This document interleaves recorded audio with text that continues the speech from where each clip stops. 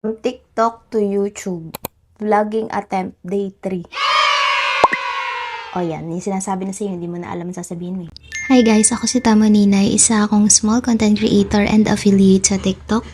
And sasama ko kayo sa everyday life ko.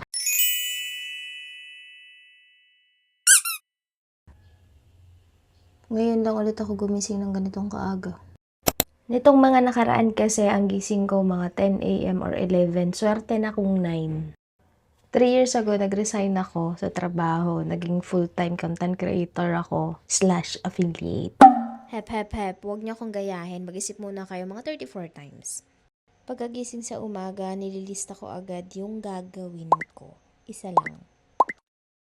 Partida with letter S yung things to do. Isa lang naman yung gagawin ko. May S yun just in case sipagin ako at marami akong magawang content.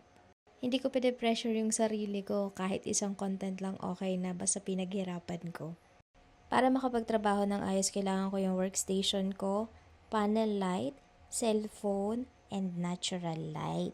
Ito, nagagawa na tayo ng video. Ito, free sample to. Cover ng charger. So, sa paggawa ng product video, dapat yung mismong product malinaw ang kuha mo. Pwede mo lagyan ng style, pwedeng pa stop motion, pwede magvo-voice over ka, basta ang mahalaga, pinapakita mo ng ayos yung produkto.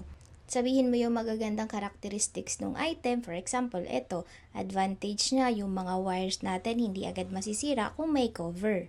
At the same time, ang cute din ng design. 3:37 na, nag-umpisa ko ulit siya ng umaga. Tapos yung video kong i-upload dito sa YouTube, wala pang 5 minuto. Grabe yung editing, hindi pala talaga madali. Ano yun? Parang wala... Hindi pala biro mag-upload ng video dito at mag-effort mag-edit. Ano? Ang hirap pala. Ha? Masya. See you on the next video. At ako ay namagod na. Wala nang idea yung pumasok sa isip ko. Mahirap pala maging YouTuber.